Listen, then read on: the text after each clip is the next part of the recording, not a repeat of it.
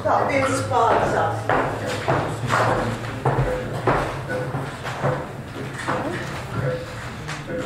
Vēlreiz labāk ar visiem. Lai gan ar visiem es jau lielāko daļu pagu apskauties un sasveicināties tur pie ieejas durvīm. Un tātad mani joprojām sauc Ilze Ezepa. Es ļoti priecājos ar šo redzēt. Un tagad es paņemšu rokā savu smalki sagatavotu ievadu, lai pateiktu, kāpēc mēs šeit esam sanākuši. Lai gan patiesībā bija tā, ka pērnā gada novembrī mums šeit notika pirmais sarīkojums ciklā ceļā uz pirmo grāmatu. Un tas iesākās ar klāt nēsošās Sandras Markas Grudolas autoru vakaru, kas patiesībā bija tik ļoti sirsnīgs, jūtīgs, smelcīgs, sāpīgs. Man pat grūti noformulēt šo domu, un man ir jāsaka liels paldies Sandrai Martai Grudolai, kura patiesībā mani pamudināja pēc tam uzrakstīt projektu Valsts kultūra kapitāla fondā. Un sev pa lielu brīnumu, šekura kā no gaisa, nokrita šis te finansējums, par ko es esmu pateicīga Valsts kultūra kapitāla fondam, un līdz ar to man ir vēl jau lielāks prieks šodien tikties ar mūsu pirmo šī projekta viešņu, brīnišķīgo Ievu Viesi Vigulu. Un patiesībā bija tā, ka, lai uzrakstītu kultūra kapitāla fondam šo te projektu, ir gari un smalki jāapraksta šis projekta iesniegums. Es centos ļoti. Izrādās, ka viņam tīri labi patika. Pēc tam nevienam noslēpums, ka tad, kad pasākuma vadītājs gatavojas sarīkojumu, tad labākajā gadījumā viņš tomēr apmainās ar runājumu, ar jautājumiem, ar jautājumu tēmu, iezīmē šo virsizdevumu un visas šīs līnijas. Un es arī skaisti paņemu fragmentu no tā kultūra kapitāla fonda paša iesākuma un aizsūtu, ka šis sarīkojuma cikls ir atbalsts arī tādiem cilvēkiem, kuri paši nespēja tikt līdz savai pirmajai grāmatai, saņem viņas vēstuli un saku, viņa raksta tā. Zini, ko es nemaz tāda nabadzīta neesmu, es pati būtu to pirmo grāmatu izdevusi. Un tas man ārkārtīgi izsmīdināja. Un tad es teikšu to, ko Ieva man izlaboja, ka cikls ir iecerēts arī kā atbalsts autoriem, bet, protams, arī iespēja literatūras cienītājām ielūkoties tajā procesa daļā, kas ir vismazāk taustāma, kas nav pieejama plašai publikai un nav zināma, kad un kādā formātā būs. Teksti, kas slēpušies Ievas skiču botnotā vai Facebook Messenger vēstulēs, jau pašai vai varbūt kādreiz aizsūtīti kādam draugam. Ieviņu mēs lēnām varam apsēsties. Un es patiesībā priecājos, ka mēs visi šīs saruna cikla ietveros šodien mums būs iespēja baudīt, dzirdēt, līdzpārdzīvot, līdzizdzīvot, būt klātesošiem un jūtošiem tavā dzējas vakarā. Un nezinu, kāpēc šeit klāt nēsošā Anna Auziņa par tevi. Tā, droši vien. Starp jomu vēl galvenīgi. Raksta tā. Ieva Viesa Vigula ir cilvēks ar plašu redzesloku un noturīgu interesi par kultūras sakarībām. Viņas ilgstošā teorētiskā aizraušanās ar animāciju ir novedusi pie praktiskām studijām Latvijas Mākslas akadēmijā. Arī Ievas dzejoļi visbiežāk ir vizuāli, tie atgādina seriālu animāciju virknes. Dinamiskā mainība tajos plūst un pārvietojas savdabīgi, bieži ar ūdens pasauli saistītie tēli, kuru rotaļās atklājas psihes dziļumos notiekošais. Un ievi lasot tavu radošo CV, es uzķēru un lasīju šīs neskaitāmās pašizpausmes formas, un mans pirmais jautājums ir, kā tu sevi šobrīd, šeit un tagad un vispār pozicionēji? Nu, kas tu esi? Māksliniece, dzēniece, vienkārši jauka meitene. Saki, lūdzu, vai tu neiebilsti, ja tevi paralēli visām nodarbēm un pašizpausmes formām, kas tevi ir aizrāvušas, uzrunā vienkārši par dzēnieci? Dzēniece Ieva. Dzēniece Ieva. Es noteikti neiebilstu, ja man uzrunā kā dzēniece Ieva. Tas patiešām ir atkarīgs ļoti no konteksta, kur es esmu un kas vislabāk iedarās. Un tad, protams, ir ieradies Ilmārs Šlāpins, un man prātā nāk dziesma, Šlāpins ir tas, kas viņš ir tagad. Un līdzīgi arī man, protams, katrā situācijā varbūt piemēroti apzīmējumi, tituli, kas var kaut ko nozīmēt un arī neko nenozīmēt, bet man ir jāatzīst, ka šis te dzejnieces status bieži ļauj, bieži tas ir tāds salīdzinoši ērts, tas ļauj gan brīvāk runāt par savu emociju pasauli ar cilvēkiem, gan arī vieglāk ieskatīties viņu pasaulē, ka tas zināmā mērā jau norāda uz tādu gatavību reflektēt par kaut kādiem iekšējiem procesiem, runāt par tiem bez ciešana uzgrūšanas vai arī gluži otrādi kāda nosodīšanas. Tas šķiet, ka tādā ziņā šis, protams, dzejniekam nav jābūt emocionālam, bet tomēr lielā mērā tas bieži vien paver durvis uz personiskām sarunām ar citiem cilvēkiem. Un tādā ziņā man šis varētu būt diezgan mīļš apzīmējums, kurā kādreiz tikt nosaukta. Jā. Paklausies, Rūta Meževilka krietni pasen vai kādā intervijā vai privātā sarunā, es tiešām neatceros, man teica, ka būt dzejniekam tā ir mentāla neveselības forma. Tu tam piekrīti? Cik mēs kurš esam vesels patiesībā? Jā, par šo jautājumu es domāju. Tas bija viens no tiem, ko es saņēmu, izlasīju un savā galvā apcerēju. Un domāju, ka es varētu nedaudz plašāk pastāstīt. Man pagājušajā vasarā bija tāda pieredze, ka es darbojos Sanssouci labklājības rezidencē. Tas ir tāds brīnišķīgs projekts, kur mākslinieki, pārsvarā tur ir cirkus mākslinieki, bet arī dažādu vārda, nevārda, vizuālās mākslas pārstāvji darbojas ar cilvēkiem, kam ir tāda mazāka pieeja visādām mākslinieckajām praksēm. Tie ir cilvēki pansionātos, sociālās aprūpes centrā, cilvēki psihoneiroloģiskajā klīnikā un arī jauniešu centrā, kas ir apkaimes jaunieši. Un man tieši šī sadarbība bija ar cilvēkiem psihoneiroloģiskajā klīnikā, kur mēs kopā ar šī projektu kuratori Andu Lāci braucām diezgan daudzas dienas nedēļā un vadījām psihoneiroloģiskajā klīnikā tiem, kas, protams, ir tādi jau salīdzinoši, kas var piedalīties tajās nodarbībās. Mēs vadījām dažādas praktiskās nodarbības, kur mēs viņiem devām šīs mākslas prakses, un manā gadījumā tas bija gan vizuālās, gan vārda mākslas, kur mēs viņiem piedāvājām viņas kā kaut kādu iespēju papildināt to savu komunikāciju, papildināt to savu iekšējo pasauli. Un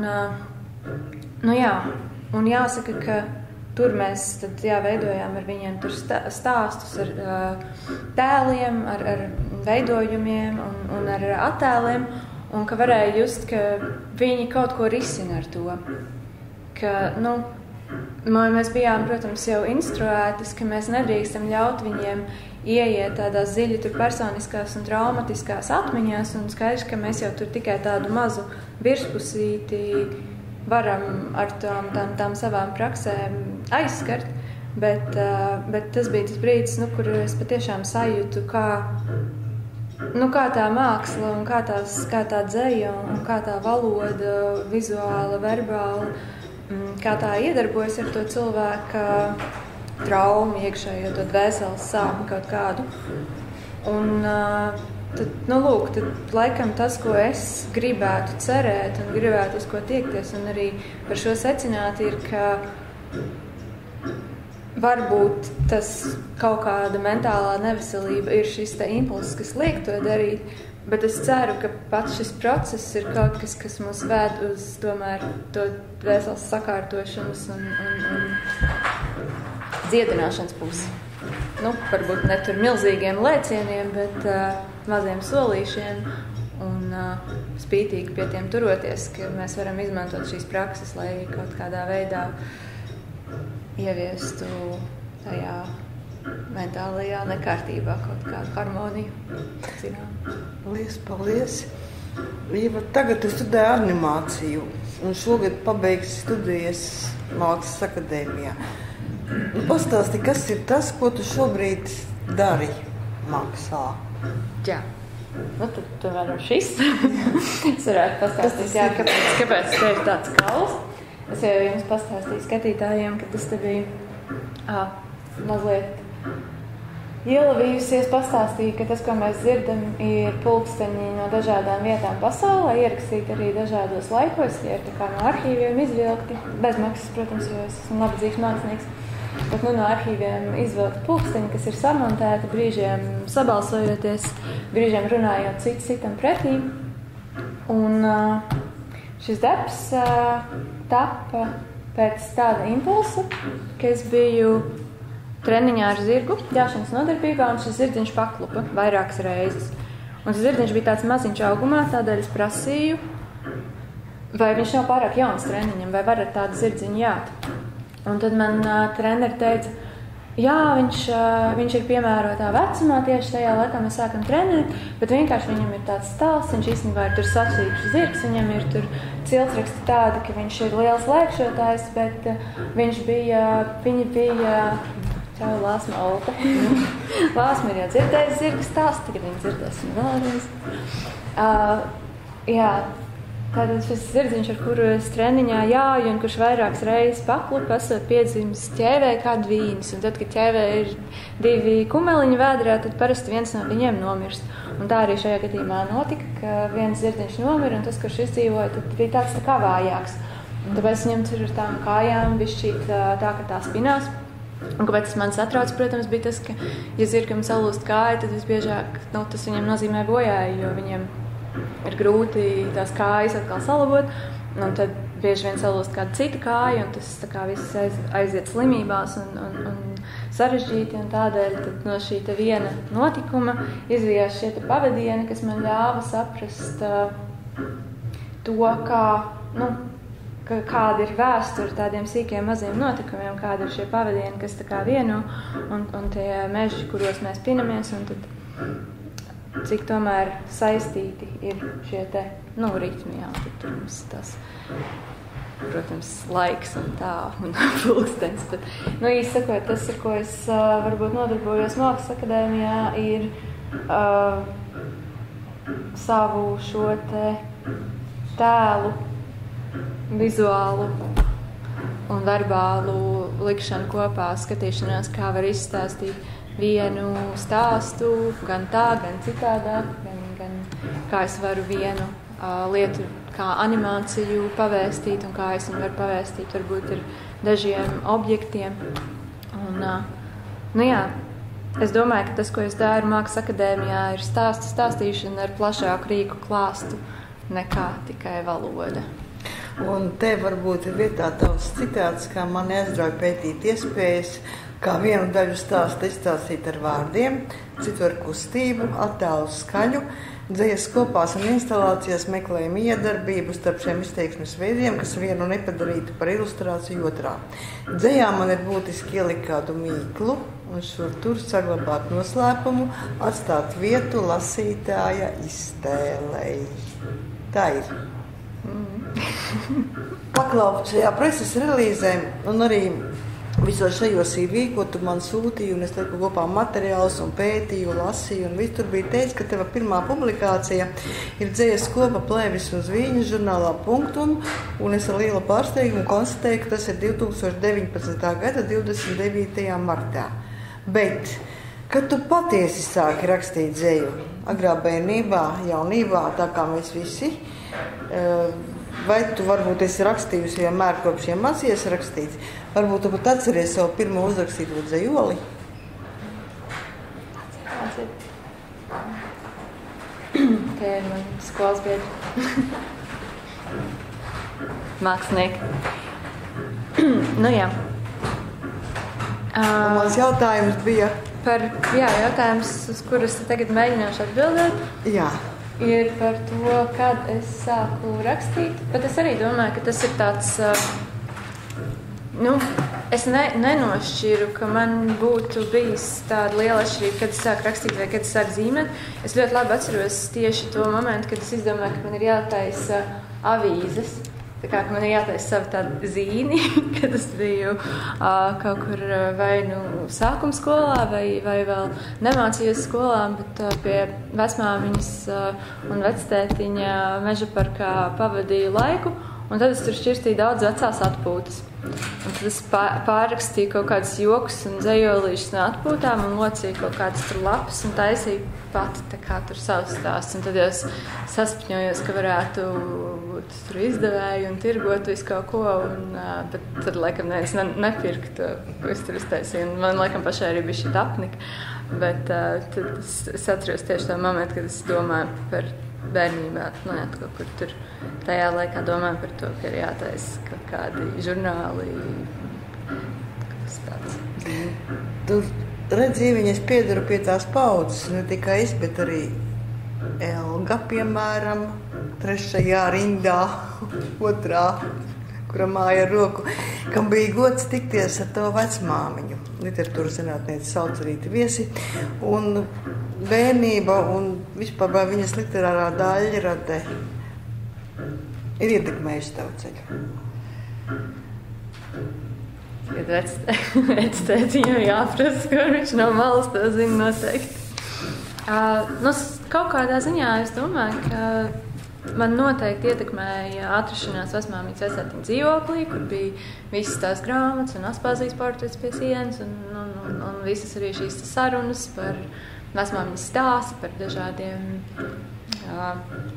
literāriem personāžiem, kas, ja manai vienai draudzenei, kurai vecāki saistīti ar teātra nozari, un tad viņa bērnībā viņai lasīja grieķu mītus, kā pasakas pirms gulētiešanas. Tad man līdzīgā veidā ar vecmāmiņu bija kaut kādi šie stāsti par latviešu literātiem, kaut kas līdzīgs seriālam vai kaut kas tāds, ko es arī tajā laikā patērēju. Bet, diemžēl, flikti atceros vairs tā kā visus tos komiskos un noteikti aizraujošos atgadījumus nevaru atsaukt atmiņā nevienu.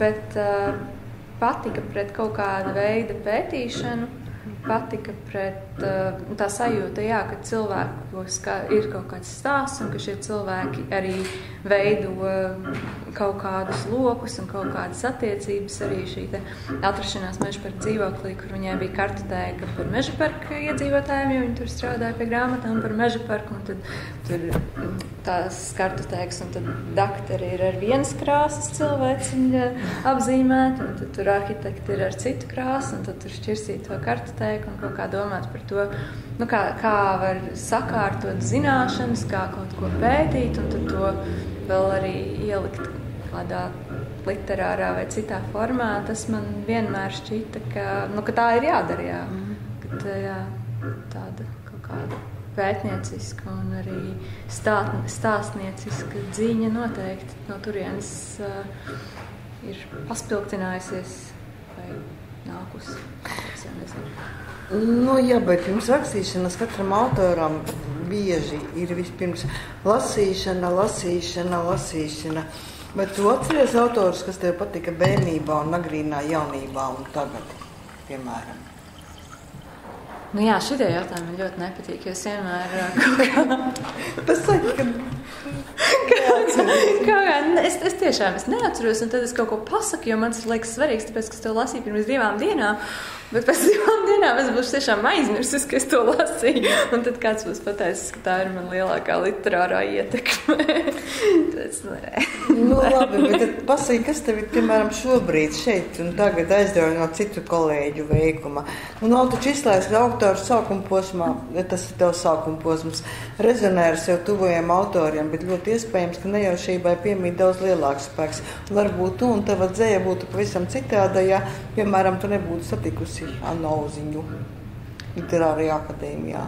Jā, patiesībā ir tā, ka mana pazīšanās ar Annu Auziņu ir, tā teikt, senāka un noteikti arī stipri plašāka par Literāro akadēmiju, kur es nenoliedzu, ka man bija ļoti spēcīga ietekme tieši tajā, kā viņa raugās uz dzeju un tiem rīkiem, ko viņa palīdzēja apgūt.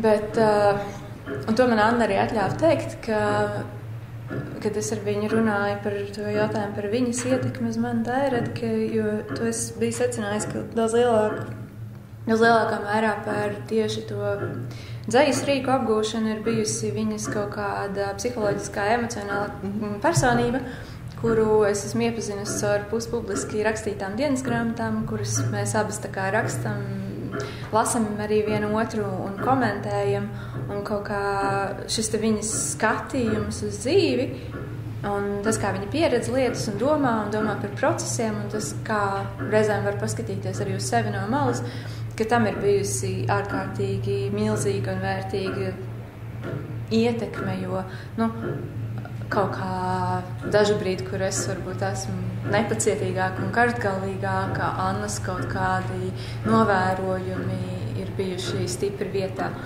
un arī veidos, kā viņa pati reaģē uz notikumiem savā dzīvē. Jā. Bet, labi. Bet es arī lasu Annas dzeju, un man arī tā ļoti patīk. Jā. Saki tagad tā, vai tu ietekmējies vēl no kādiem citiem mākslas veidiem, piemēram, mūzikas? Jā, ko tu klausies? Palīdz dzīvot, izdzīvot, pārdzīvot, iedvesmo. Ko tu klausies šobrīd?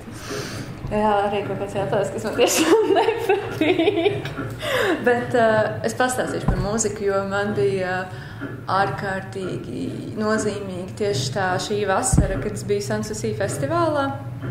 Un tur es tiešām pieredzēju mūziku kā, nevis kā tikai kaut ko es uzlieku austiņās un kas ir kaut kāds tāds fons manai dzīvei vai kaut kam esošam, bet kur tiešām ar visādām maņām. Tur bija arī tāda performance Satikt, kas tagad ir noskatām Rīgas cirkā. Es tagad reklamēšu Dārtu Drabu, kas man tiešām ārkārtīgi aizrāva. Un, jāsaka, ka mūzika ir kaut kas, uz ko es pilnībā arī, uz ko man patīk koncentrēties pilnībā, būt tiešām tajā Sanssouci, ka tu vienkārši iekrīti, vai tu esi pļavā, un tur ir tā neprātīgā Katrīnas Neiburgas performance, kur cilvēki ir maskās un apkārt ir uguņi, un tu vienkārši to mūziku sajūti no visām pusēm savu apkārt, vai tā ir kaut kāda tāda performance, kur tu vēros skatos. Un, es vairāk pat dzīvoju no tām atmiņām, nevis no tā, ko es tur savās austiņās uzlieku. Es, piemēram, šodien bija grupa Heilung, tā kā etno lieta, bet jā, tas kaut kāds muzikāli daudzdimenzionālās pieredzes ir tās, kas man liekas ļoti fantastisks un pagātinošs. Paklausies, Iviņa, ja tava dēļ būtu eksotisks putns, kā to sauktu? Dziesma? Varbūt tas nebūtu nemaz putns, bet, piemēram, zirgs. Jā, man liekas, ka tas varētu būt ar putnu un zirgu, ka tas būtu vai Pegasus, vai arī tā kā Harijā Poterā bija tie zirgērgļi, kas atšķirās no Pegasus ar to, ka viņiem arī galvas ir tā kā ērgļiem un ķermeņa zirgiem un tie spārni. Es domāju, ka tā dzeja būtu kaut kāds tāds zirgveidīgs zirgērglis vai Pegasus, ar kurus tur mēģinu pajāt, bet reizēm ir baigi grūti, jo ar zirgiem, arī tā, ja tu ej vienkārši izjādē un treneris viņu ved, tad jau it kā visu kaut ko var sarunāt, bet tagad es sāku salīdzinoši nesen vasarā ar to nodarboties ar šo trenēšanos, un tad tie zirgi ir ārkārtīgi jūtīgi. Viņi ļoti labi redz brīžus, ka tas jātnieks ir tāds vēl nepārliecināts, tad viņi mēģina tā kā viņu pakļaut un reizēm arī kādu nosviež, reizēm arī vispār pilnīgi neklausa. Man liekas, ka tā dzeja ir tāds zirgs, ar kur es tā kā mēģinu tikt galā, bet brīžiem viņš tur kaut kur aiznesās un tā. Paklausies, tu noteikti vairs nepiedari pie tās paudzes, kas kafejnīcā sapraksta salvetes ar savu dzēju.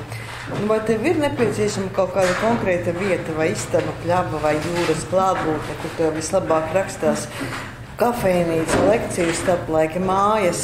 Kāda ir tava tā ideālā vieta, kur rakstīt un radīt? Vai tādas nav? Tādām vietām, kur man patīk rakstīt. Man patīk rakstīt darbnīcā, kur es varu paralēli kaut ko padaru ar rociņām. Rociņas tad nogurst mazliet, un tad es vairāk pakārtoju vārdus datorā. Vai arī tas, ko es minēju mūsu sarakstē, ka man bija ļoti forša tā pieredze, kad es rakstīju dzejoli par Rīgu, bet es nebiju Rīgā. Es biju aizbraukusi uz šo labklājības rezidenci, un paralēli Rīgā risinājās lasījums Plīvošana ar pilsētu, kas bija veltīta Linardam Taunam. Un tad es nolēmu rakstīt vēl par Rīgu, un es sēdēju uz paldodas, man fonā bija mežs un putni, un vispār nekā no tā, par ko es rakstu. Un tad es tiešām jutos tik brīva, tā kā tādā tripā. Es vienkārši ceļoju cauri tai Rīgai kā tādiem impulsiem, kā tādām atmiņām, un tikai rakstīju, un ar tiem tēliem, ko es rakstīju, man viņi kaut kā pamodās. Un, kamēr es biju no viņas tālu projām, un tad tajā brīdī es jūtu, ka, pirmkārt, protams, ir jau forši rakstīt, ka tu tiešām esi prom no visa, un ir vienkārši mežs apkārt, un viss ir tā mierīgi, bet no otras puses ir arī jauki, ka tev ir kaut kāda pēkšņa distance no kaut kā, par ko gribi domāt, par ko gribi rakstīt, vai varbūt arī gluži otrādi. Jo man bija arī dzējoļu meditācijas uz piramīdu, kas visi tā kā bija pa to vienu laukumu, viesnīcu Rīdzeni, katedrāli un Raiņu pieminekli. Man tur kaut kur visas tās domas tur arī mētājās, un es patiešām tur sēdēju tajā laukumā un bija tāda ļoti apjukusi, jo bija Covid un viss bija ciet. Un es vienkārši biju ļoti apjukusi, bet tas bija pats 2020. gada Covid epidēmijas sākums. Tās vietas ir situatīvas, laikam, bet brīžiem dažas ir ideāls tiem brīžiem. Laikam es tādu kādu citēšu, ka rakstīšana ir kā kāpšana kalnā un aicinājums citiem pievienoties. Tev tā ir? Es izlasīju šo jautājumu, un es atceros, ka es izdomāju kaut kādu citu metaforu. Es arī neatceros, bet es padomāšu. Man laikam... tā bija tāpat metafora par kāpšanu kalnā, bet man laikam šķiet, ka precīzāk varētu būt tā, ka man liekas, ka man kaut kur ir jāuzkāpj, un tad es kaut ko varbūt tā kā nonesu lejā, un tad man ir kaut kādi sauji ar akmentiņiem, un tad es sāku stāstīt, ka šis īstenībā ir no tā kalna, šis no tā kalna, šis no tā kalna, ka ir kaut kāda daļa, tās pieredzes, kur tu īsti nevari to citu cilvēku aizvest līdzi, ka tas nebūs nekad tas pats, bet ka tu kaut kādas vari mēģināt kausēt kopā vārdus, kausēt kopā kaut kādas lietas un kaut ko līdzīgu tam ceļojumam kalnā uztaisīt un parādīt vai kaut kā citādāk demonstrēt. Paklauj jau, bet kas tev ir dzējas rakstīšana? Tā ir misija, liktenis, māksla, terapija, labākais draugs, pēdējais salmiņš, melnais caurums vai nekas no tā visa? Man liekas, ka tur bija tā kā vairāk nē to variāciju nekā jā, bet tur noteikti bija arī jā variācijas. Kaut kādā ziņā dzēja man bija pēdējais salmiņš, man šķiet vienā brīdī. Tas bija brīdis, kad man bija tāds kaut kāds psiholoģiski smags posms, un es mēģināju uzrakstīt Liepājas universitātē pētniecisku darbu. Es mēģināju rakstīt arī stāstus, bet kaut kā neturējās kopā. Kaut kā man neturējās kopā teikumi, kaut kā tās domas pārāk šķīda uz visām pusēm. Un tas man radīja vēl vairāk trauksmi un rakstīt kļuva vēl grūtāk. Un tas bija tas brīdis, kad es tā kā pieķēros dzējai tā ļoti spēcīgi. Tas bija, bet pirms cik ilgu laiku sanāk, nezinu, kaut kāds 18 gads varētu būt vai kādu, kad tas bija kaut kāda veida pēdējais salmiņš, kad visi citi veidi, kuros rakstīt, man nestrādāja. Un tad dzēja bija tas, kurš strādāja, kur es varēju kaut ko mazu uzrakstīt un tajā iedzīvoties. Un tas mazais, kurā es varēju iedzīvoties, man bija pietiekams, lai nāktu atpakaļ un liktu kaut ko tik mazu un dīvainu tam vēl klāt un skatītos, kas tur sanāk, kas tomēr īsti nav tādā prozas vai pētniecības tekstā, kur tā kā vajag skaidru bildi diezgan sākumā jau diezgan visu laiku procesam paralēli turēt kaut kādu vīziju. Kamēr dzēja ir tā vieta, kur es varu būt asociatīva un tādā veidā brīva un tādā veidā pētīt sevi, kā citur es to nevaru. Rakstīšana tas ir rituāls, varbūt dzīvesveids, varbūt darbs. Tā, rakstīšana ir rituāls. Nu, ja es to koptu regulāri, tad tas noteikti varētu būt rituāls. Tagad tas varbūt būtu šis vārds tā kā nebūtu pietiekami, vai tas ir dzīvesveids. Nezinu, tas varbūt arabiem jāpēc, tas ir dzīvesveids. Es domāju, ka mūsu mājā daudz kas būtu atšķirīgs sadzīvē, ja nebūtu tik daudz rakstīšanas. Kaut kāda daļa dzīvesveida tur ir. Bet galvenokārt, manuprāt, rakstīšana ir veids, kā tā ir pašizpausmes un stāstu vai kādu veidu pasauļu veidošanas forma. Varbūt dzējas rakstīšana tā ir vienkārši saruna tev ar pasauli. Varbūt tā ir tā kā bija saruna ar Aneti, kur arī tur kaut kur publikā kaut kad par to, cik skaista ir šī doma, kā pasaulē caur mums sarunājās pati ar sevi. Tādā ziņā, es esmu kaut kāds rīks, caur kuru dzēja ir kaut kāds rīks, caur kuru pasaule saka kaut ko sev, cerams, kaut ko jēdzīgu. Ja viņi saka, vai tu varētu nerakstīt dzēju? Daži tevi spalvas brāļi apgalvot, ka tad viņi dzertu, un bieži arī dzer. Un arī tie, kas raksta, dzer. Jā. Jā. Nē, es droši vien dzertu destruktīvāk, ja es nerakstītu. Bet vai es varētu nerakstīt? Es domāju, ka visiem ir tā kā labāk, ja ir šādas salīdzinoši mazkaitīgas vai kaitīgas salīdzinoši kaitīgiem procesiem un cilvēkiem nodarbs kā dzejas rakstīšana. Jo tās, manuprāt, kaitīgi ietekmē tos, kam ir tendence kaitīgi ietekmēt citus. Jā, bet saki, vai dzejas un citu radošo pašizpausmu ceļš, tas tev ir ceļš uz tavu labāko versiju. Tādu to uztver, vai nē? Kaut kāda salīdzinoši jēdzīga versija, es ceru. Jā. Un vai rakstīšanas process sniedz brīvības un neatkarības sajūtu, vai rakstot tu par to nedomā?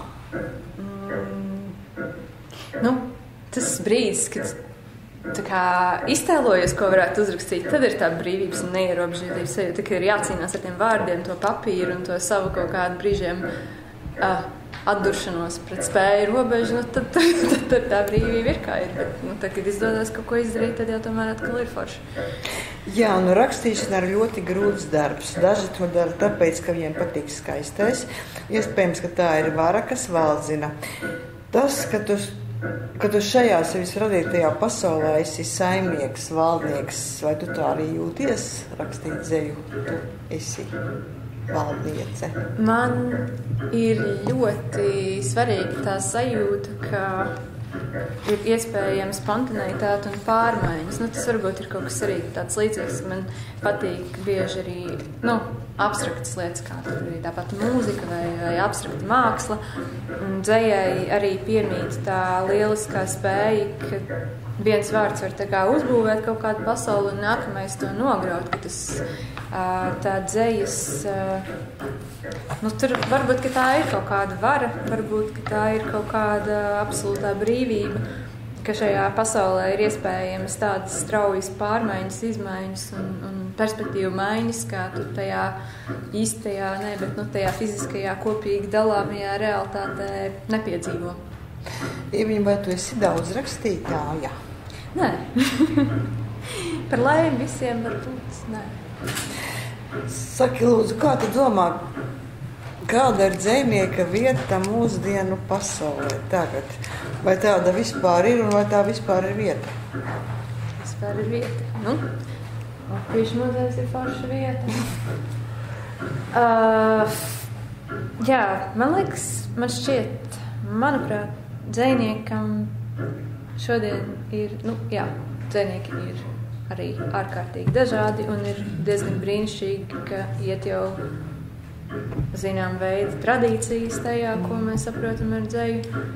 Un tomēr arī tas par to ātro reaģēšanu šķiet ir kaut kas mūsdienās no dzējas ir daudz, ka mēs tagad, ka mums ir iespēja to, laikam, pēc pāris dienām atklās to Serhija Žadana Harkivas Dinamo grāmatas latviskojumu, ka mums ir iespēja strauji tikt klāt tādām vērtīgām, vispār cilvēcīgām zināšanām un piekļūt šīm te domām, pieredzēm un caur dzēju. Tas, ja mēs runājam par pieminekļiem, vai ne, mūsu mīļāko tēmu, tad tomēr tie pieminekļi top tā ļoti lēni. Bet tos dzējoļus mēs varam viens otram aizsūtīt telefonā, tos mēs varam pārtulkot. Te ir daži tulkotāji, kas, protams, arī dara šo ļoti smago un ļoti nepieciešamo darbu.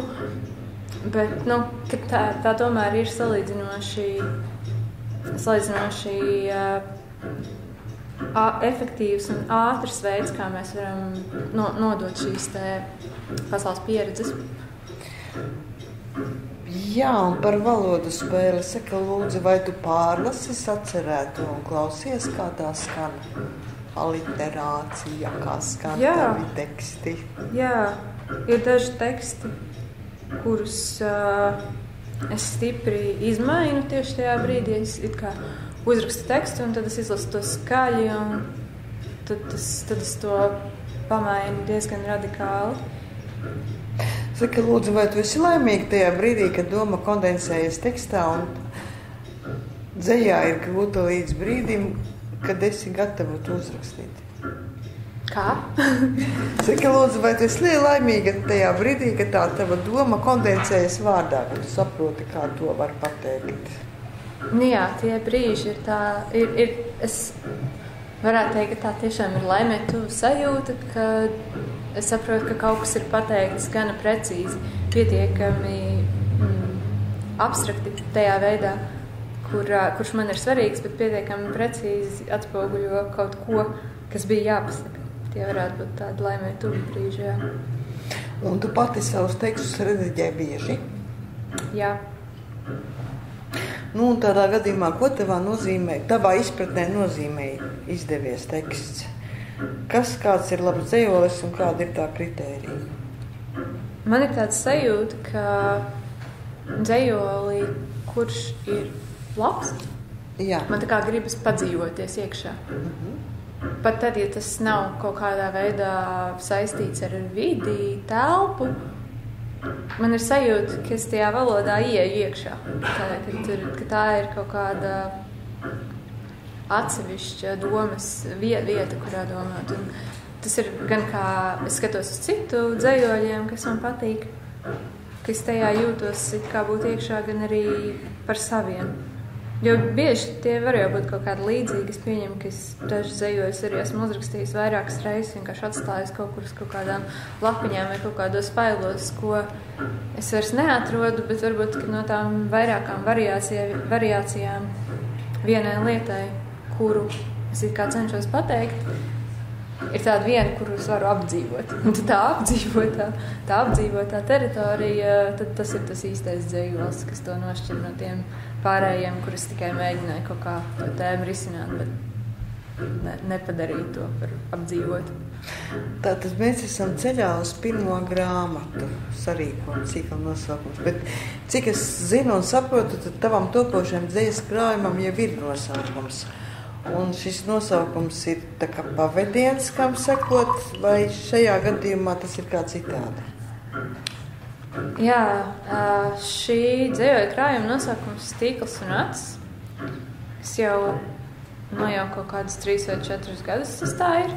Laikam dzejoļa krājuma nav, bet par to nosaukumu esmu diezgan droši, pat tad, ja viss pārējais šķietami ir iziris un mainījies. Ir vairāk dzejoļi. Ir viens arī titula dzejols, ko es nolasīšu, kas tā sauc Tīkls un acis, bet nav teikts, ka tas ir arī pats svarīgākais dzejols, ar kuru viss krājums varētu tapt skaidrs. Es domāju, ka nepavisam ne tā. Vairāk šajos tēlos, un katrs no šiem abiem tēliem man atklājas pa laikam pa jaunu, un viņi ir plaši un arī savstarpēji saistīti, gan tīkla un ir acis, un acis ir tīklene, un pietiekami daudzas lietas mēs varam saprast ar tīklu, gan kā internetu, gan kā kaut kādas attiecības, gan kā fiziskas struktūras. Un, nu jā, laikam arī tas, ko Anna ir jau diezgan trāpīgi pateikusi, ka šie zemūdens tēli, kas ir diezgan klātesoši visos manos tekstos, un arī šie, nu, arī redzēšana un neredzēšana kā kaut kādas uztveres formas. Tas arī, nu, redzēšana arī ir evolucionāra lieta, kas attīstījās zem ūdens pasaulē, kad dzīvība atradās tur. Man jau šovakar izdevās uzdot 2 jautājumus, kas tev nepatika. Un šīs nākošais varbūt ir viens no kaitinošākajiem jautājumiem, kas jebkad ir uzdots rakstniekiem un dzejniekiem, bet tomēr es atļaušos to tev pajautāt. Kā pie tevis atnāk dzejoļi un vārdi? Tu tiem ej garām, tu klīsti pa ielām un lūdz, lai tevi piemeklē, vai tu ļaujies, lai vārdi un tevi teksti kaut kur aizvelk, vai tev vienkārši atnāk dzejolis un viss? Man šķiet, ka visas no tām versijām, nu, varbūt ar to lūkšanos tā kā ir viss sarežģītāk, jo tas nekad nav nostrādāt. Tas arī nostrādā tad ar tādu pamatīgu novēlošanos. Jo tas dažas reizes, kad man ir vajadzējis, nu, es kaut ko tagad darbojos ar šo tēmu, viss it kā notiek, bet, nu, man vajadzētu vēl to dzejoli. Un viss kaut ko citu varu, un viss it kā virzās priekš, bet tas dzejols nenāk. Un tā man bija, tas bija pagājušajā gadā. Mēs taisījām ar kursa biedriem Raņina Aspazijas mājā izstādi, un man tur bija darbs, kas viss tā kā risinājās ap tieši tekstu. Un es biju uztaisījis sietspiedas, biju uztaisījis tādu no stieplēm izvītu tēlu. Un man gribējās vēl arī to dzejoli. Bet tas dzejols nenāca. Un es sapratu, nu nebūs. Un tieši tajā dienā man šķiet, kad es gāju to izstādi novākt nost, tad pēkšņi tā kā, jā, dzejols arī ir.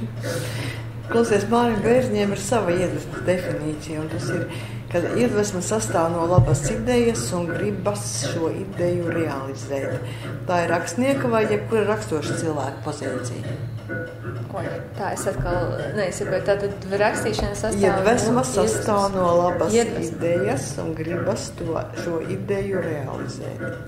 Nu, man liekas, ka kaut kādā ziņā tomēr es piekrītu tam, ka ir griba realizēt un ka ir jāstrādā un tā, bet ir tomēr tie brīži, kad ir tāds sajūta, ka ir tā iedvesma, ka tā nav tāda īpaši izprovocējama vai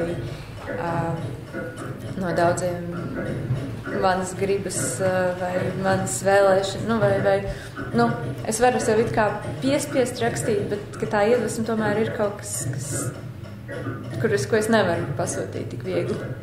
Droši vien ir citādāk, ja raksta daudz, ja raksta mērķiecīgi, ja raksta prózu, ja raksta tekstus, kur ir skaidrs, ko tur vajag sakārtot un tā, bet tādā veidā, kā es rakstu, man bieži vien tomēr ir vairāk jāgaida kaut kāda impulsa, lai tas būtu tas iedzīgais, ko es sev atzīstu par iedzīgu. Nākošais, ko es tev gribēju pajautāt, patiesībā es šo jautājumu paņēmu no sarīkojuma cikla, kas arī mums šobrīd šeit notiek. Vai dzeja var nebūt intīma? Jā, dzejai nav jābūt intīmai. Es domāju, ka dzeja jau gan visāda veida modernismu, laikmatīguma un visādu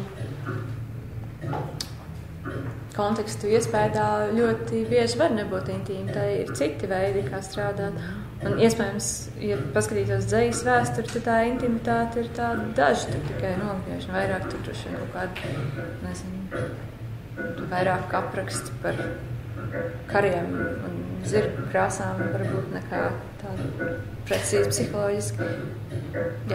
Jā, Ieviņ, cik svarīga tev ir komunikācija ar lasītāju. Lūk, atnākuši cilvēki klausīties tavas domas, tūliņ arī tiks pie tavas dzejas klausīšanās, uzstāšanās brīži, savstarpēja enerģijas apmaiņa. Tas tevi iedvesmo, ir nepieciešams, ir vajadzīgs? Jā, noteikti. Es domāju, ka Jā, es esmu noteikti no tiem rakstniekiem, kam nedara tikai rakstīt atvilktnei, un tad, ir labi, ja cilvēki atnāk uz šādiem sarīkojumiem, citādi es vienkārši balīties sāku vilkt ārā telefonu un traucēt cilvēkiem mieru un lasīt savus tekstus, un šeit tomēr man ir tāds sajūta, ka viņi paši ir izdarījuši šo izvēlu, paši var sevi tikai vainot. Tomēr, ja tā es meklēju iespēju savus tekstus lasīt un ļoti priecājos, ka kāds arī klausās. Rakstīšana ir mokoša nodarbošanās. Rakstīšana ir brīnišķīga nodarbošanās. Dzejnieki pārrada valodu, to atjauno, atklāja jaunas iespējas cilvēcei atzimt pat pēc vislielākajām šausmām. Un tās nav manas, bet aizņemtas domas un teksts. Kādu to komentētu? Tā ir tāds liels spiediens. Bet ne visi dzejnieki dara, ne visas lietas, ne visiem ir jādara, bet kaut kas no tā visa jau ar tekstu arī notiek. Un kamēr mēs runājam, un kamēr mēs to valodu virzam, tikmēr arī visas tās labās lietas ir iespējamas. Bet saki, vai rakstīšanas brīdim, tāpat kā dzīvošanas brīdim, ir tikai tagadnes laiks? Tas tā ir? Kā tas ir? Tagadnes laiks. Tu raksti tikai tagad, nedomājot par to, kas būs pēcāk. Bet šitas uzrakstīja jau iepriekš. Labi, bet to brīdi, kad tu raksti, tas bija tās tagadnes laiks. Nē, patiesībā, ņemot vērā, ka es tiešām ņemos jau vairākus gadus ar dzejoļiem, kas tā vai citādi.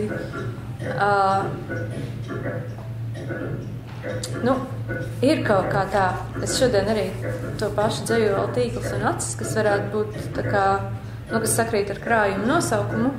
Es šo dzejoļu nedaudz atkal pamainīju, lai gan tas ir dzejols, kuram, manuprāt, ir iespējams diezgan daudzveidīgas interpretācijas. Es tomēr viņu pamainīju tagad pēc tam, kad mēs dzīvojam šajos apstākļos, kur jau vairāk kā gadu ilgs karš. Un es šajā dzejolī tomēr nedaudz jūtu. Tie ir tikai kaut kādi tēli, un neviens no viņiem nav, manuprāt, tik izteikti tā vai tā domāts politiski, bet man liekas, ka es tagad gribu pateikt, ka vairāk svara vajag uzlikt, ka atbildība ir arī tur, ka es vairāk atbildības esmu uzlikusi kaut kam citam. Ka tā kaut kādi tie lielie notikumi apkārt arī maina kaut kādas nianses. Ne jau pašu visu materiālu, bet ka maina kaut kādas nianses, ka es skatos uz savu tekstu. Inga Gaile, kura sēž pirmajā rindā, un man nebija nejausmas, ka viņa šovakar šeit ieradīsies. Inga, piedod, es tevi citēju. Inga Gaile saka, ka šobrīd rakstot, lai šajā pasaulē justos labāk. Tā bija, tā teici. Un tu arī jūties? Tajā esejā? Jā. Bet tas iepriekš arī nebija? Varbūt. Tas, man liekas, arī bija. Tā kā, es gribu pieteikties, ka es arī kaut ko gudrāku pasaku. Ne tikai tā. Jā. Es arī rakstu. Lai justos labāk, jā. Tas bija. Es arī rakstu, lai justos labāk, Inga. Es jūtos tiešām labāk, ka tu rakstu mījās. Labi, bet tagad tā, Ieviņa, ko tu vēlies panākt? Kas šajā procesā papildināt neatveramā vispasaules biblioteku ar vēl vienu grāmatu tev šķiet tik vilinoši?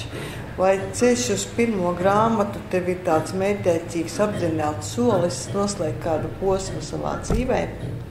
Varētu būt, jā, es varētu nerakstīt vairs pēc tam nevienu dzejoli, kur sauc tīkls un acis, vai kādu dzejoli, kur sauc tīkls, kāda man ir, man liekas, kāda 6, kāda dzejoli, kur sauc acis tādā vai citādā locīmā. Jā, man liekas, ka es varētu kaut kā no vienas tēlu sistēmas aiziet tālāk prom, ka tā man tomēr pārāk ļoti turpina raustīt, ka varbūt varētu kaut ko jaunu vēl dabūt.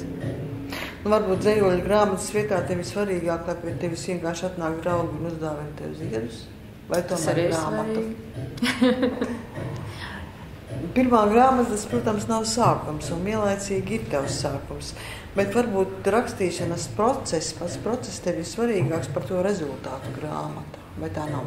Ne, gan jau, ka tā ir, ja es neesmu tik ļoti saņēmusies un to grāmatu vēl dabūjis gatavu, bet skaidrs, ka jā, rakstīt arī ar man kaut kādu brīdi šķita, jā, tas ir slikti, ka man nav šīs grāmatas vēl joprojām, un man vajadzētu uz to kaut kā mērķiecīgāk iet, bet tad tas arī mazliet atkāpās otrā plānā, un tad studijas sāka vairāk manas enerģijas paņemt.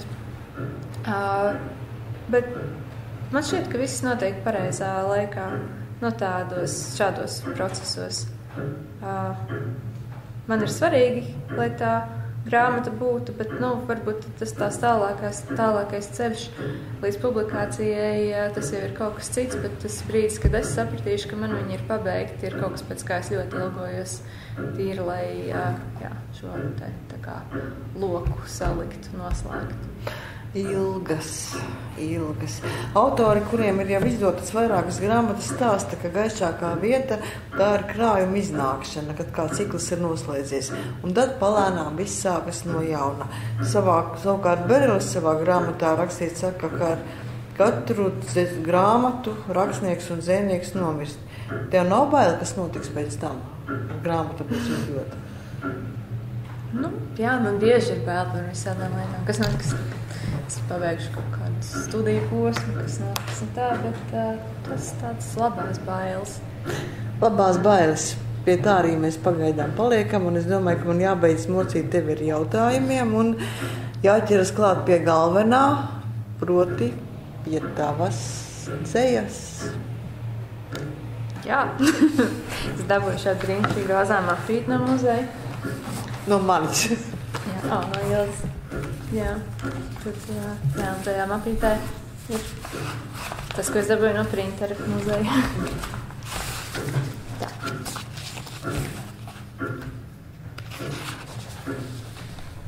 Kādos brīžos droši vien kaut ko nedaudz pakomentēšu, bet varbūt sākumā pirmais ir šis dzejols, par kuru minēju, tapa par Rīgu, esot prom no Rīgas. Runā pēc Linara Tauna motīviem. Saka, nāc pilsēta, nāc ar ielu, kur ir uzrakta visu bruģēto ceļu pie baznīcas. It kā vēlni neliktos mierā, neļautu ceļiniekus svētīt. It kā rautu pazemē automašīnas un aprautu visas priekpilnās gājēju domas, kas apjukumā mēģina ielīst ziedos vai kafijas tasītēs vai lampiņās un pazust. Nē, saki, pieķeries pie žoga, kur kādu nakti parādījās uzraksts, ka Jēzus ir atbilde un kādu rītu atkal pazuda. Atstājot domas par vecā kinoteātrī iemitušo draudzi, kur varētu būt laba, bet tikpat labi varētu būt ļauna, varētu būt lapa, balta, mormoņa, zēna, krādziņa, varētu būt suņu klubiņš. Saki, nepieķeries un turies, ka tevi sauc, un ej līdzi dzejolim. Un ej, ja tas tev ved pilsētā. Saki, esmu gatava iet apkar man kā hercogieni, rotā ar darbakmeņiem, kas izdrūk no bruģa un atplīst no noputējušiem ciļņiem, kur izskatās kā gaismot no apakšas vai pasviet kā ziedus pusaugu putnu mētātos krāmus. Taurē man ar signalizācijām naktī un pārsteidzīgiem taksistiem. Saki, kar man ausīs vējrāžu auskars un liepziedu skaras, notriep slīdošu uzrakstu mānīgi sarkanas manas lūpas un nolako nagus kā iespiestus meldzemē, kā skrāvušas ogles, kā atsistus ar āmuru. Kā dod man visu pilsētas smagumu saspiestu dimantā, manā kārtējā asarā par raudāšanu. Saki, velc man skārdas vārkus un elektrības vadu mežģīņa zeķis, tetovē uz potīs sapūsto sienu rakstus. Saki, neapstājies piespiedusi ausi, lielveikalam kā gliemežvākam. Tas, ka tu nonāc pie vienas domas gala, nekad nenozīmē beigas. Saki, pilsēta ir visas vienlaicības. Saki vai nesaki, vienkārši atkārto no sienām, saki, iemācies no galvas ķieģeļus, saki, ej un taps iets, un atstāsim to, kas notiek mierā, bet tu nevari. Jo visas vienlaicības ir izvēlējušās tevi šajā brīdī un visos citos brīžos. Tās ir devušas tev vārdu un likušas tev iedot vārdu.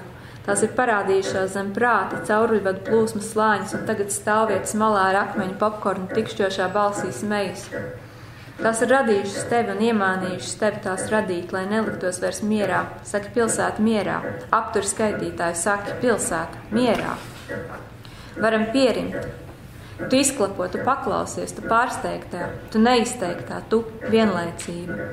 Atrod visā brīdī aizslēgt acis, nolikt uz kanalizācijas lūku vākiem vīna glāzes un aizvērt visu neizlasīto, atlaist žalūziju grāmatas, aizvilkt biezos vārtus, iekrist baložu spārnos, atbalstīt galvu uz katras palodzes un nopūst pārāk spožās izkārtnes, maigu elpu pieskarties visiem nosalušajiem, pazudušajiem, nabagiem un apjukušajiem tur, kur viņiem sāp. Lai uz brīdi ir rāmumā labi, lai nolaiž dziedējoši nakts, lai nolaiž sulojoši tums, lai satvers aiz astēm visas vienlaicības un sadotām rokām klusi dungo. Atpūties pilsēta, atpūties asins. Drīz būs jauns sākums, smagi mēs iesim, bet uz to neskatos, pieglaužos skūpstu. Pilsēta, vilcēja, vienlaicība. Un tagad īsts ceļos. Ir vēriens, tas kā aizveras ciet, tas ir vēriens. Trešais dzejols ir dzejols, kuru man šķiet bija viss saviņojošākā mana pieredze lasīt, un tas bija psihoneiroloģiskajā klīnikā, kur es lasīju šo dzejoli, un tas kaut kā ļoti cilvēkiem iedarbojās. Bezsvaru stāvoklis. Atceries, ir silti un rāmi, ūdeņi tevi tur virs zemes, maigums un nojauta par gaismu un tālieni. Un tu vēl nezini, kas tu esi, bet tevi gaida. Tu nezini, kas būs priekšā, bet tevi gaida. Tevi gaida, lai arī tu apjuksi no gaisa plaušās un klieks. Neko nesapratīs, klieks, kritīs, klieks. Tevi pagaidīs, līdz piecelsies, pagaidīs, kamēr iemācīsies, staigās, skries, pie draugiem pagalmā. Tevi pagaidīs ar ziediem, vai tu pagaidīsi ar ziediem? Atvērs durvis, pagaidīs, lai ieiet. Gaidīsiet, kamēr jāuzpošas, jāsakrāsojas. Pienāk rinda pie operas garderobes. Pat ap tevi tāda sīka tumša balstiņa, nelielāka par īkšķi. Teiks, ka nokavēju, ka es par vecu un palaidu garām. Teiks, ka tev nav laika un lai iedziļinās kāds, kam maksā. Teiks, ka jāskrien un skries, ka jāteic. Un netrāpīs pareizos vārdus un netrāpīs vārtos. Un tu būsi ar pieru sienā un tev ļoti sāpēs. Tava galva būs neusticama, tavas rokas trīcēs un visu izmetīs. Tev būs karsti un augsts un vajadzēs vemt. Un zeme griezīsies un istaba griezīsies. Un tu nepaspēsi paskatīties pulkstenī, kā tas būs apskrējis. Un tu nokavēsi vēlreiz un vēlreiz un vēl. Un tu sajutīsi, tad sajutīsi, kā pasaule griežas bez tevis. Un tavai nepaspēšanai tajā nav svara.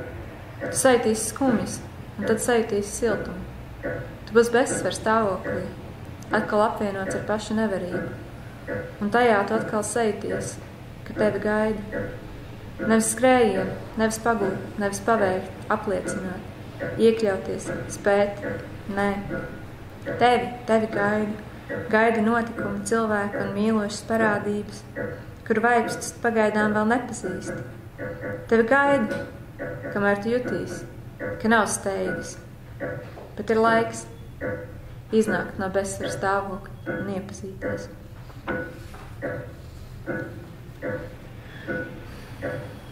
Vizītē pie hidroreptiljāņiem. Nonācām pie tumša peldbaseina, kur malā bija militāra paskata sargātājs. Varēja just, ka viņš ir noguris no visu, ko slēpj ūdeņi. Man izdevās ieskatīties tumšajā dzelmē. Tā bija pilna ar protēzēm, priekšķepa, pakaļkāju, dažādu taustekļu, gadu 10 vai pat 100, senām, novalkātām un svaigām, dažādu vecumu un izmēru radījumiem paredzētām protēzēm. Sargs pajokoja, ka varbūt šī nav labākā vieta, kur man peldēt, ja var izvēlēties nepiedranķotus ūdeņus. Bet Gits satraucies iestarpināja, ka tieši protēžu krāšanās nodrošinājusi, ka tagad ūdens ir tik vērtīgs un nevelti iekļauts starpgalaktiskajā kultūras kanonā.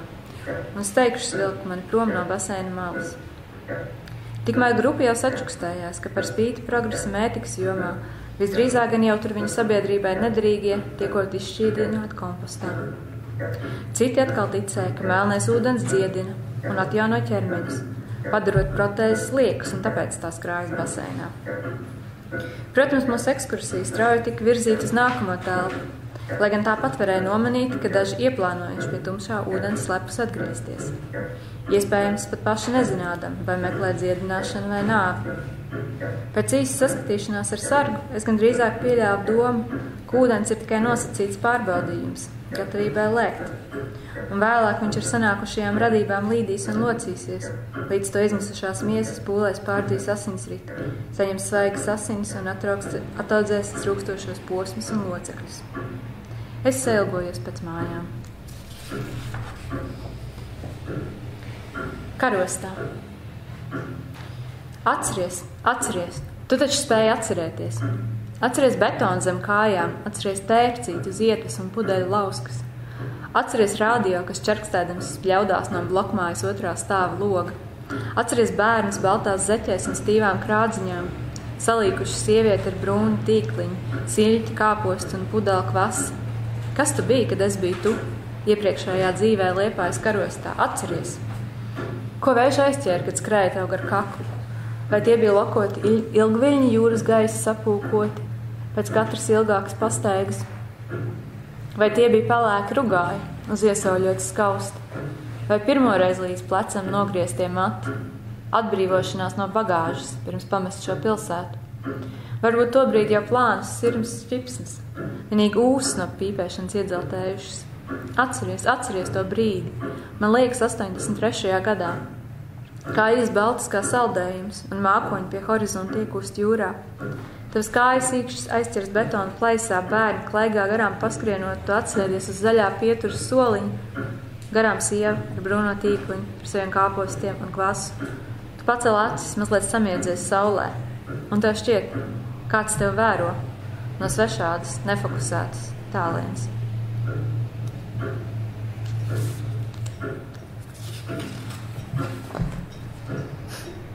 Tad dzējos ir nosaukuma tīkls. Baltas kā bura bikses ar buktēm, jumtas kārts ir saulē sakarsis, vēja pieskāriens reibina. Viņš notrauš putekļus, samiedz acis par soli. Pašķīst ķerkstoši kliedziens pāri švīkstoņa balkoniem, drēbes piepūšas un pieploka miesai. No kabatas izpurd zīmīt un plivinās putnu barā. Lejā viļņojas ķiveru bojas, saucieni izvej tīklu, tad nospriegot gatavojas uzņemt triecienu un iegrimst. Vēl viegli uzmet augšu, tad satver, apbūd. Tīklā ziltiņas zeltainais sāns nožilbina skatu. Uzmanību pamodina sāļu šļakats, ķērts un nesājas un riņķo. Muskuļotas rokas velk tīklu. Nospriegots rīks, nospriegots rīts, pēc komandas tiek izcelts, novelts uz borta. Kājas vicinās un nervozi knābi. Ķermenim kājām pinas ūdens zāļu raksti. Uz baltajām biksēm jūras atstāta vēsts. Mēmi, vārdi, plāta muti. Tver pēc pudeles matrožu rokā, liek pie lūpām samiedzis, iespļauj zīmīti. Zivtiņa zelts. Aizmirst, ko es teicu, ko rakstīju. Aizmirst manu balsi un manu vārdu un manas domas, kuras domāju. Aizmirst, jo man vairs nav spēka.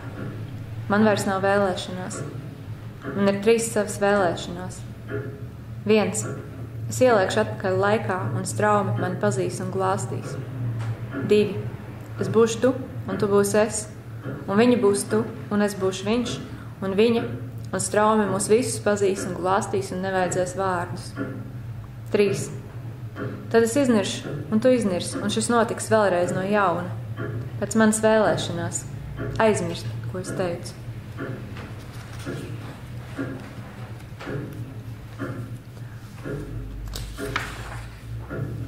Tad dzējos tīkls un acis.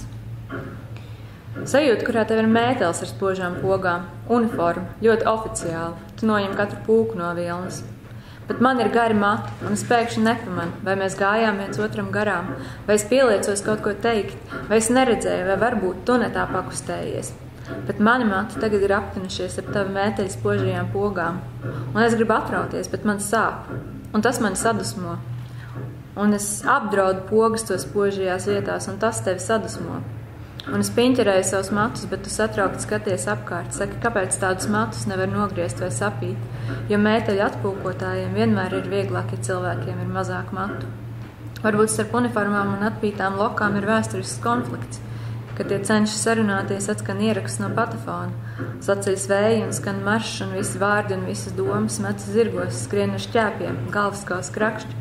Un es mēģinu nedomāt, mēģinu domāt ar pirkstiem, nenoraut kādu no spožajām pogām vai ko vēl. Tas ir kaitinoši, kaitinoši. Tu nevari atteikties no pogām. Man nekāda nevar būt mazāk matu. Es varu tikai ķemmēt matus, ķemmēt matus, ķemmēt matus, ķemmēt matus spožākus par tavām pogām, līdz mēs izslīdēsim viens otram cauri un kā drāmāka sajūta piepildīs laukumu.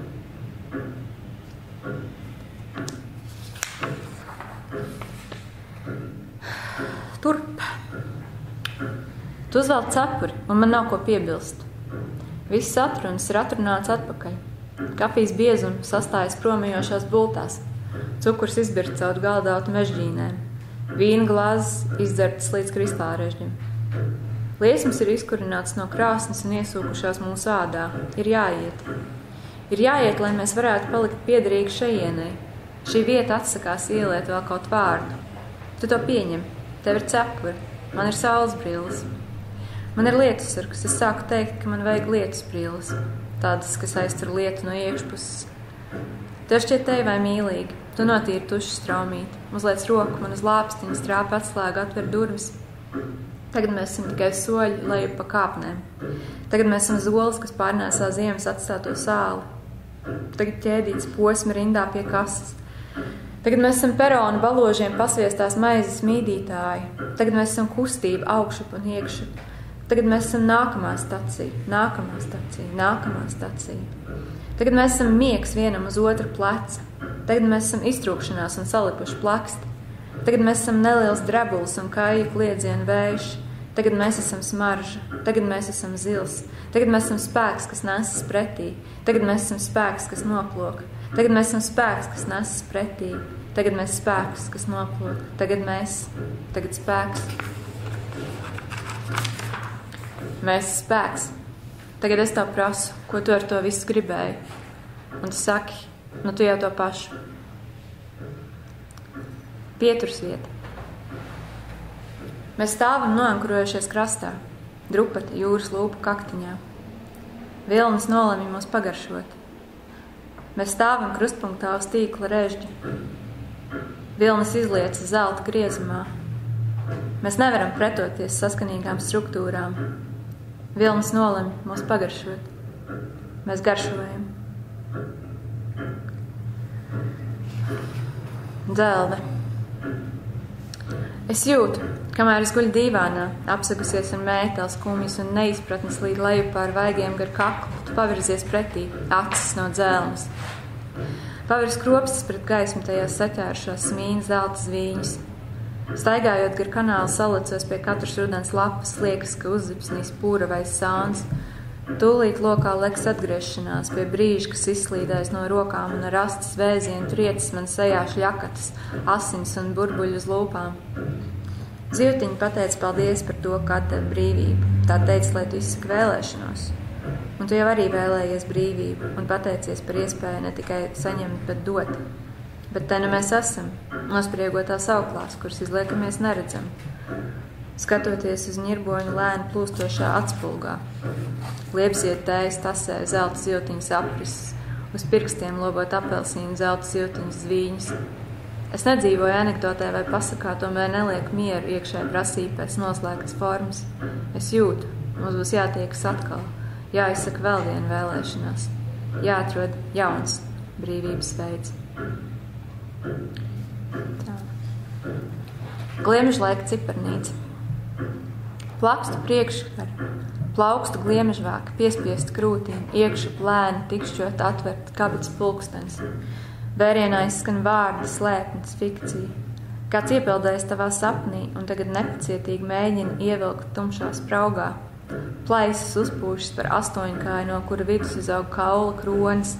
Tas runā uz tevi ar pazīstamu pulsāciju, kā pazaudēts filmas fragments.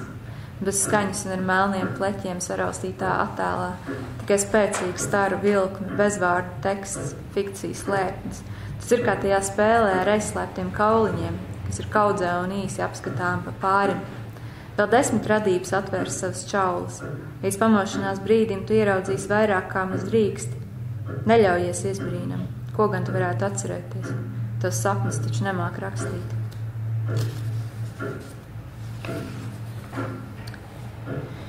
Un jā, šis ir dzejols, kuru es uzrakstīju Bēdas puikāns izstādēji. Tas bija tā kā tāds impulss, runājot par to, kas iedvesmo dzeju. Darāmo lietu saraksts Bēdai puikāniem. 1. Ļaut, lai atpoguļošanās nes attēlu saistību, nevis virsmu šķīrumu. 2. Ļaut, lai nokrīt mānīgais, nebūvēt uz tā rīcību vai pārliecību. Ļaut, lai nokrīt un iet tālāk, ievērojot ceļa virsmas faktūru. 3. Ļaut, lai saule man skūpst. 90. 90. esat stāstījuši, ka zvīņas, kas nokrīt no acīm, jāliek makā un jānēsā līdzies plēves, kur glabā bērnu vai mīļoto fotogrāfijas. Jābūt vienīgi visai piesardzīgam, kam tās rādīt. Pie cieši skatiena tās mēdz iejaukt uzlūkotāju acī. Pēdējais dzejolis, ko es šovakar lasīšu, ar nosaukumu Laikam, tapa Satorija nometnē, kas bija mīlestības tēmai veltīta.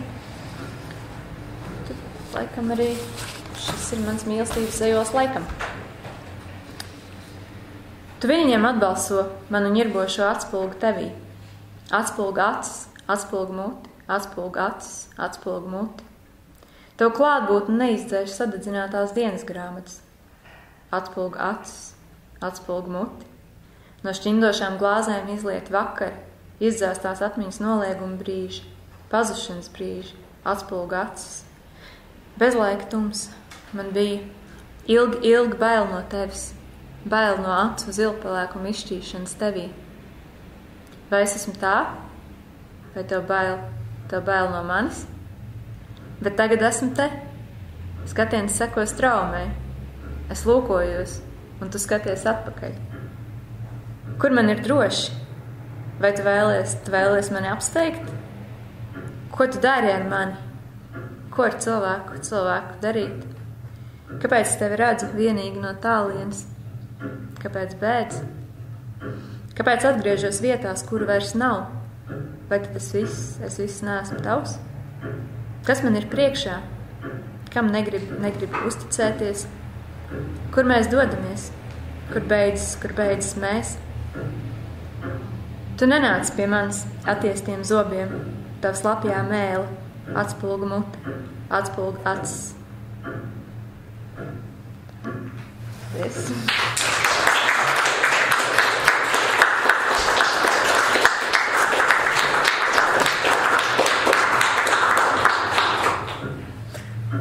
Es atdošos ļoti maz vēl tikai. Man ir ļoti mīļš viens Andras Neiburgas citāts, ko es bieži jautāju.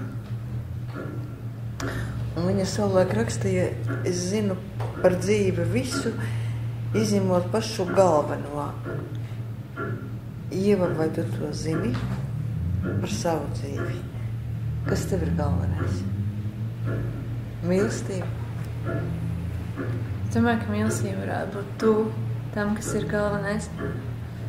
Bet tas nebija iestudēts brīdī, kad es sāku savu sarunu ar laiku.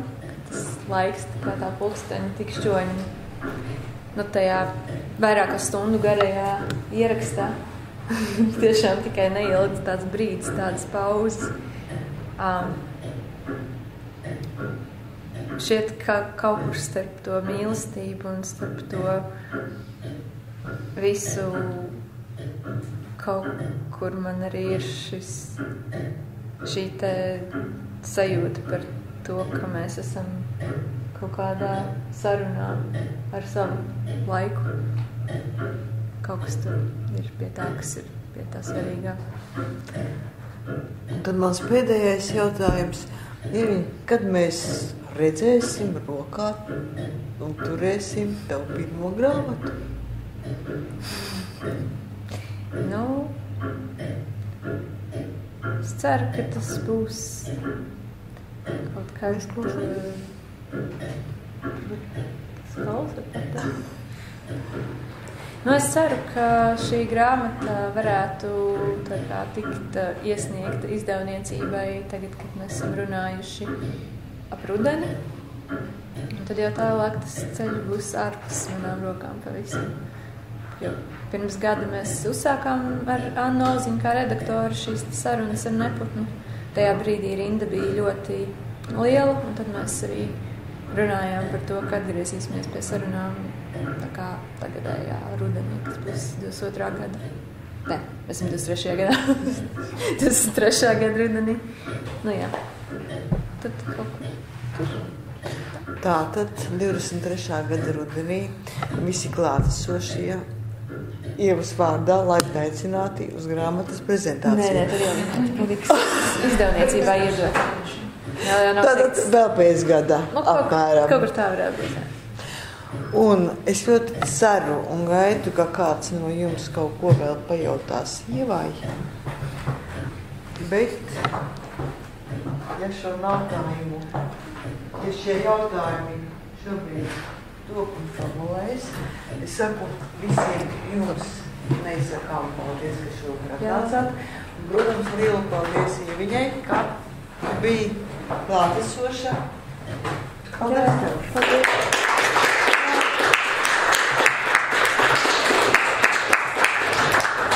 Tiešām liels paldies ikvienam, ka jūs atnācāt un klausījāties, un ka man bija iespēja jums klausīt tos dzejos.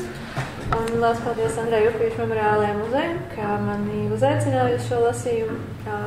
Jā, tas bija ļoti liels prieks par to visu padomāt un šeit būt.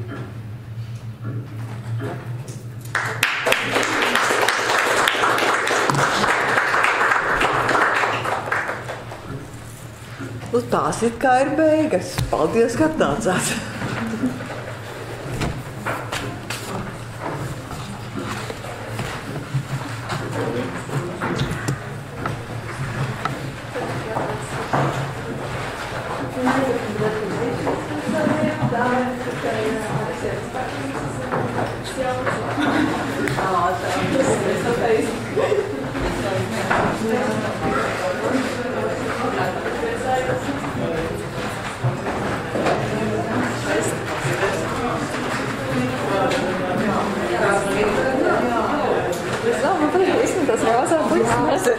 Es arī nopēju, ka tiešām apītas izskinojas.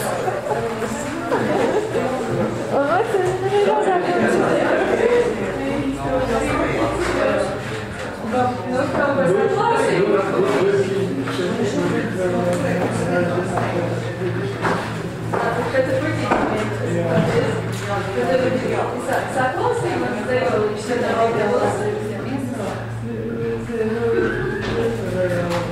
Jā,